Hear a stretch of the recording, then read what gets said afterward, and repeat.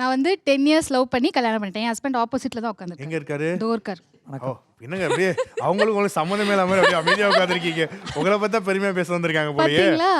அதான் ஓகேவா 10 இயர்ஸ் ஸ்டார்டிங்ல லவ் பண்ணும்போது ஓகே நல்லா தான் எஃபர்ட் எடுத்து எல்லாம் பேசி கரெக்ட்லாம் பண்ண அப்புறம் கடைசியில லைக் பாதி ஒரு 2 இயர்ஸ் ஆனதுக்கப்புறம் சண்டை போட்டா நான் தான் வந்து பேச வேண்டியதா இருக்கு.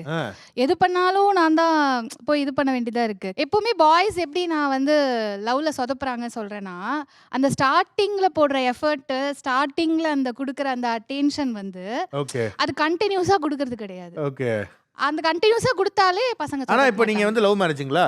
ஆமா, ஓகே, 10 வருடம். 10 வருடம். அப்பா 10 வருஷம் லவ் பண்ணி நீங்க ஒரு டிகேட் லவ் பண்ணிருக்கீங்க. பட் இனிஷியல் ஸ்டேஜ்ல நீங்க ட்ரெஸ்லாம் பண்ணும்போது பயங்கரமா சூப்பரா இருக்கு அப்படி சொல்லுவாங்க. ஐயோ ஏன் கேக்குறீங்க?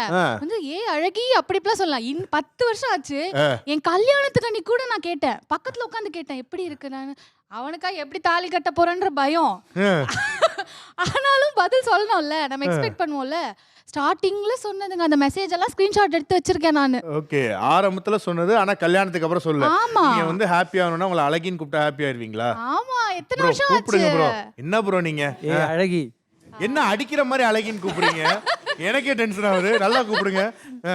எனக்கு அந்த மாதிரி ஃப்ளர்ட்டிங் எல்லாம் பேச தெரியாது ப்ரோ. நீங்க நான் இந்த அழகியே நான் இப்படி தான் சொல்லியிருப்பேன். எப்படியா? அது அழகி என்ன சொல்லியிருப்பேன் நான். சரி, ஒருத்தர் சொல்லிடுங்க பாவம். அழகி.